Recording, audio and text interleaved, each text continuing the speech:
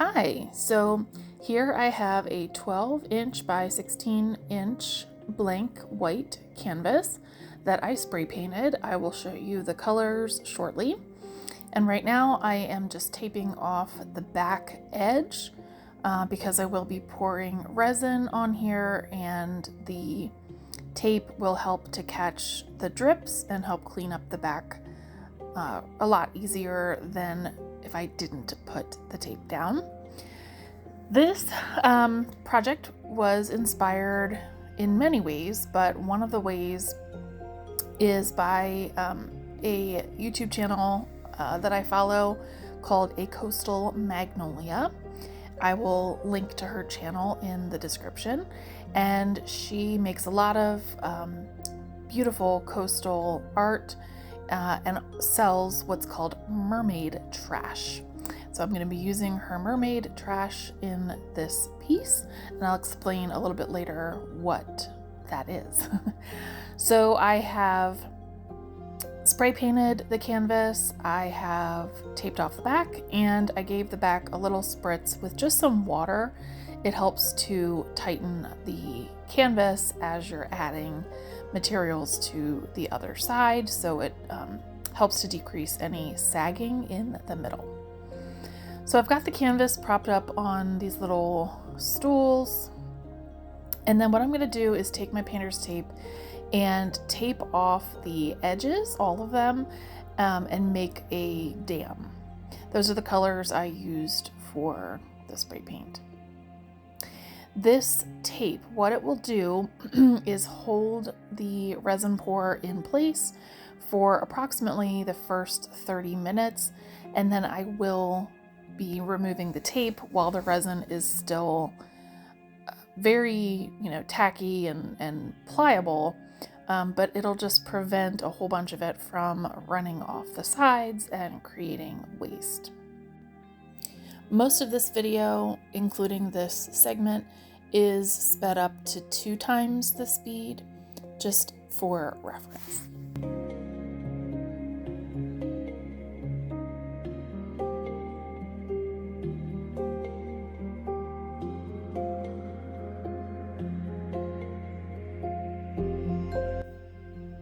Make sure that if you are working with epoxy resin that you're working in a well-ventilated area and that you use your PPE, especially a respirator. So here is the Mermaid Trash. It is made up of sand from her beach. She lives in Melbourne, Florida, which is on the East Coast. It has little pieces of blue glass, some beautiful little gems, glitter, and crushed up seashells. And then she added this gorgeous little starfish that I'm sure she poured herself with resin. It has this really cool texture to it.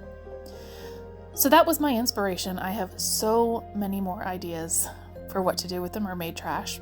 So I'm using 2 glitters, Aurora and Coral Sea.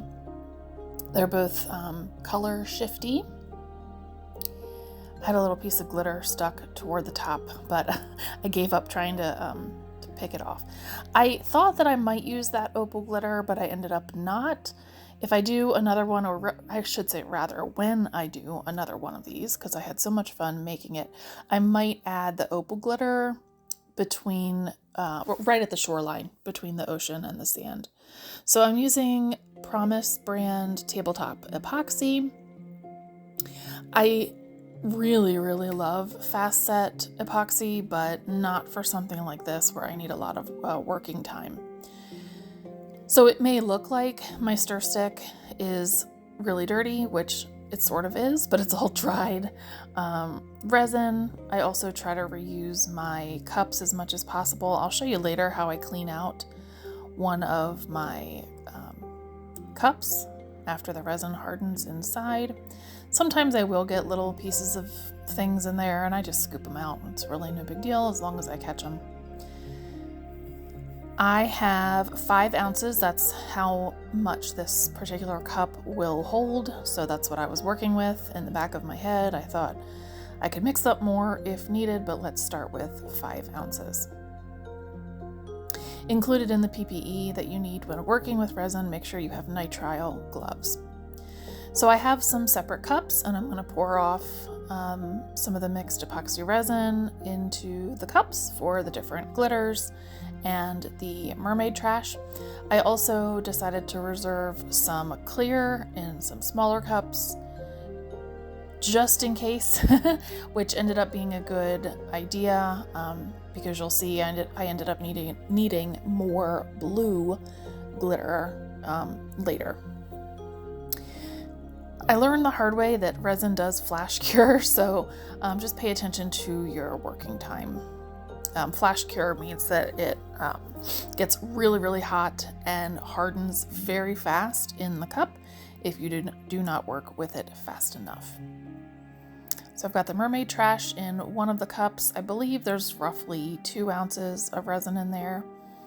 All of this is eyeballing, except for when you mix the resin. Mine needs to be a 50-50 resin to hardener ratio, but everything else is just being eyeballed. So of course the Mermaid Trash will go closer to, or on the shoreline. The Aurora, I believe it was called, is going to go next, and then the Coral Sea, I think it was called, is going to go up toward the top. I ended up not using any mica powders in this piece. I just didn't want them to take away from the gorgeous glitter or the waves or anything else going on. Here is the Mermaid Trash. I had picked out one of those jewels because I wanted to make sure that it ended up being visible. Turns out there were a few more in there and they all were visible in the end. I just didn't want it getting buried. So I did spread this out relatively thin. There's really no reason to have it be super deep or anything. Again, that's why I have the spray paint behind it, just to blend everything in. But I really wanted all the individual pieces to show through. I didn't mention this earlier, but in the Mermaid Trash there's also like little beads, miniature beads. There's little star glitters. The idea is that mermaids love shiny things. So anything that a mermaid might collect goes in this Mermaid Trash. Yeah, there's that little bead I wanted to make sure was on the top.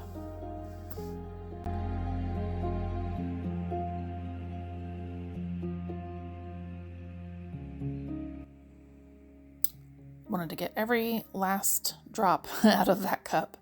I certainly did not want an even shoreline. I made sure that it had ridges to it and that as much as possible was up against the edges. Okay, so here we go with the Aurora following that shoreline.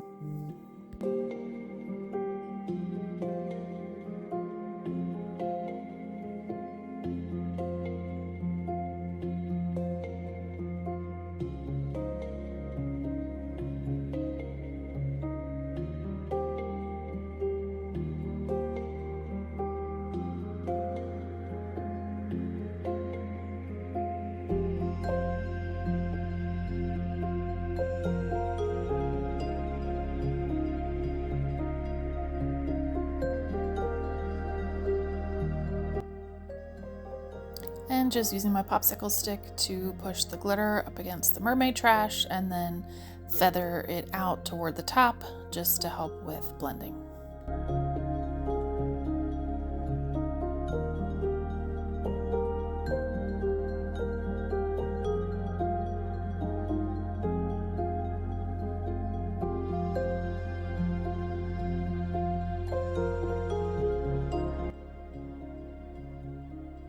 And at first I thought maybe I did have enough blue glitter, and I probably could have gotten away without mixing some more in if I had spread this glitter really, really thin.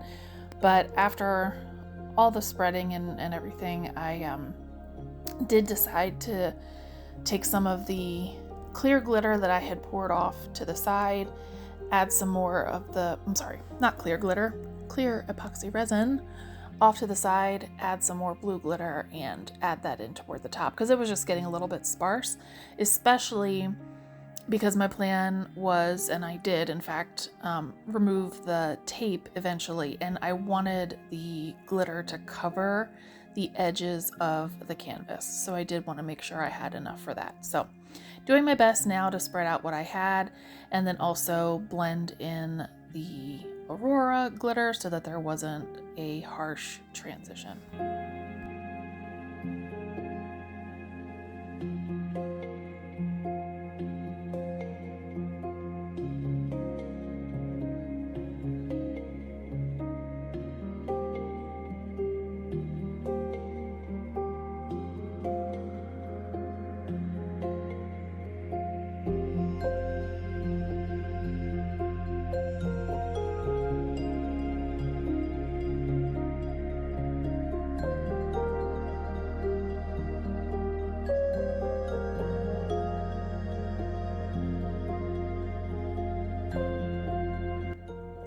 So I went to switch out my glove on my right hand and I could not get the new glove on my hand because it was so sweaty.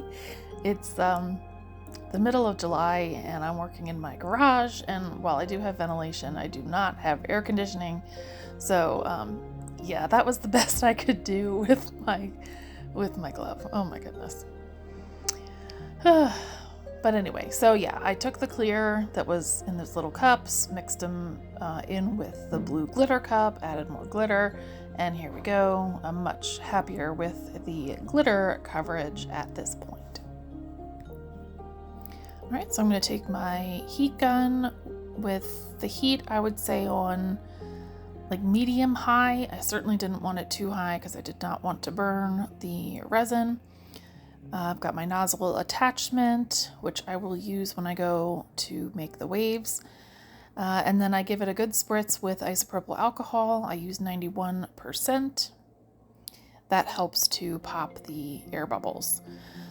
So now I'm just going to pick up the canvas and tilt it. This is helping to sort of level everything out, but make sure that I've got even coverage across the canvas and all the way to the edges.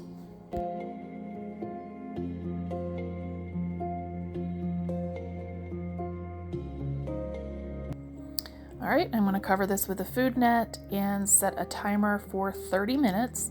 That's when I will come back and remove the tape and give it one more pass with my torch to get rid of any bubbles that have risen to the top.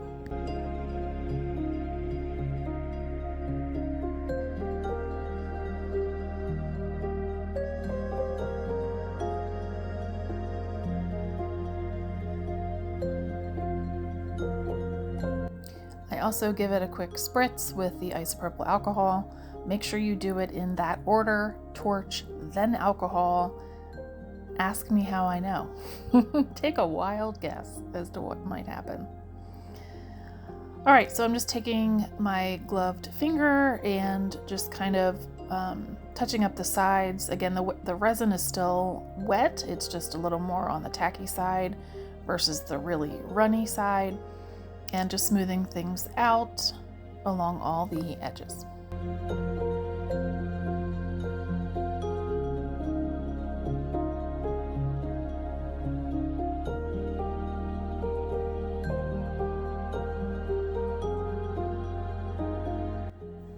All right, and here is a close-up at this stage. I just love how the resin brings the Mermaid Trash items to life. The glitter is almost blinding, but I think I got that transition down pretty well. Here's a little bit of the edges.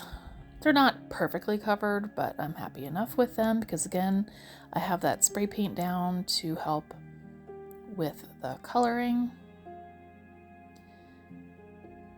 As you can see, some of the resin is dripping a little bit. It wasn't crazy, but once this hardens, I will show you how many drips I actually had. So I'm going to cover it with my food net, being careful not to let it touch the edges. And then this is the next day. I didn't want to wait a full 24 hours because The longer you wait, the harder it is to remove the tape, especially with the drips on it.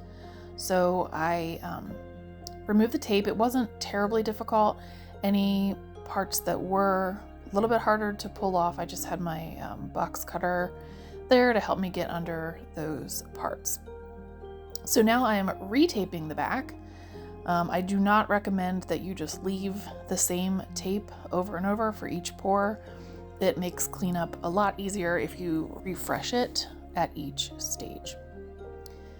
Okay, so I'm also going to create that dam again, and this part is where we're going to make the waves.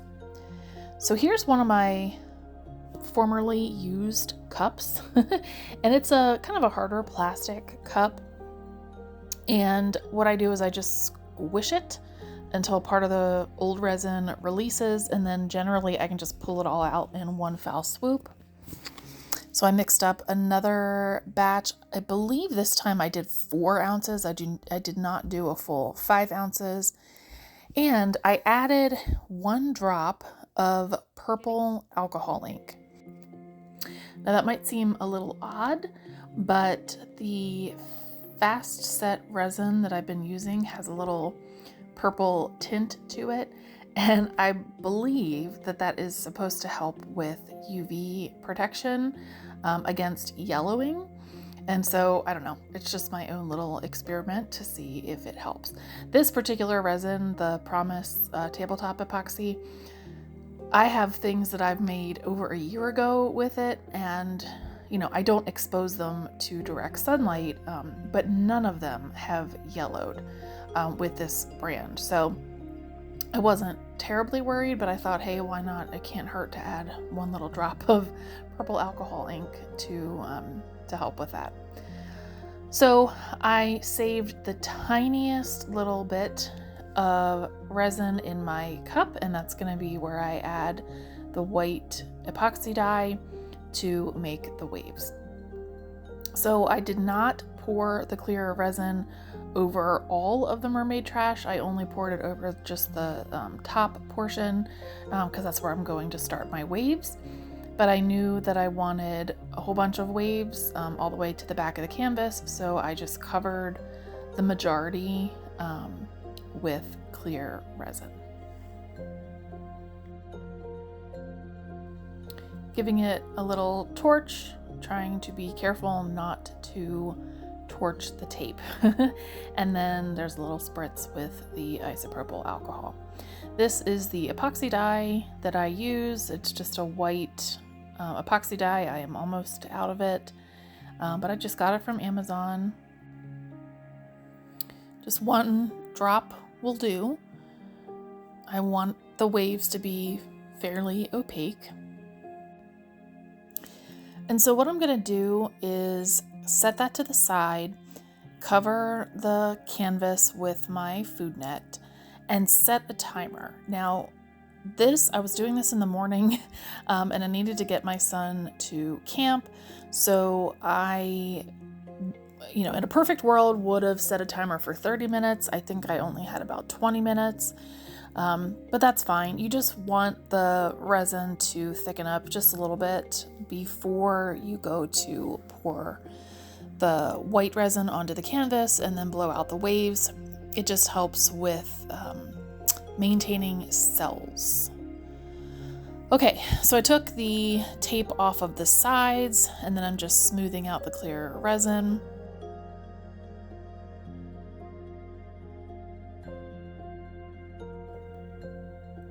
I might not be able to tell because, like I said, this is sped up at about 2 times speed, but the resin is a little bit thicker than it was when I first mixed it.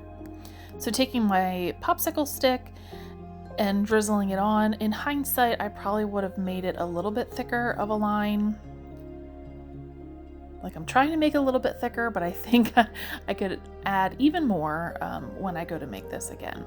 So adding sort of thinner lines as we go out, and we don't want things to be uniform, so adding some squiggles as we get deeper into the sea. giving them a little bit of a torch to pop any bubbles. And then I have my heat gun with that nozzle attachment, and I have it on about medium heat at this point, just warming everything up. But then I will switch the heat to as low as it can possibly go, which is a 1 on a scale from 1 to 6. It's a 1.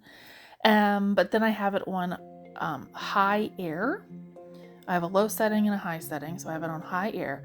And I'm trying to hold the nozzle as horizontal as I can, as parallel as I can with the canvas, so that the white dyed resin will skim across the top rather than go into the clear resin. And that's what makes the wave effect. I try not to go over an area more than once unless I have to. That also helps with cell creation. What really helps me with cell creation is spritzing with isopropyl alcohol. When I do the close-up in a little bit, you will see the cells that are in the waves. So I'm just going back over that shoreline and adding more white just to define where that wave is crashing.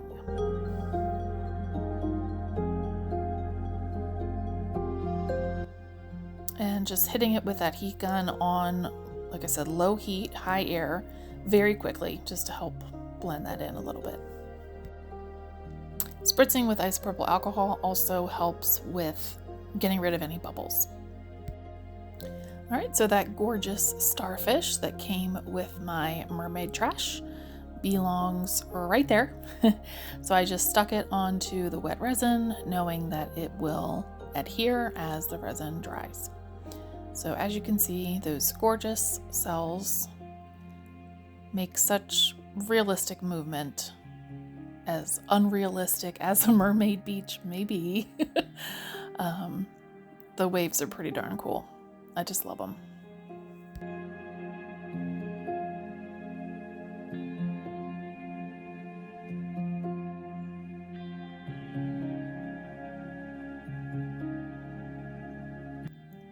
So I let that layer dry for, I want to say like 5 to 6 hours, and I wanted to get the tape off of the back. It was dry enough to touch. It was not sticky. You could tell that it was soft, but it wasn't tacky by any means. Like, no fingerprints would be left on there. So I cleared off my workspace, put down some new wax paper, and I wanted to get the tape off of the back just to make it easier on myself later. There were very few drips, but I'm glad I had the tape there to catch them. And then really that was it. I contemplated adding a second layer of waves, but I couldn't come up with where they should go. I thought about putting maybe a vinyl mermaid tail in the upper left-hand corner looking at it. I don't know. What do you guys think? Do you think I should add something, add some more waves, add a mermaid tail, add something else? But for now, I think it's beautiful, gorgeous.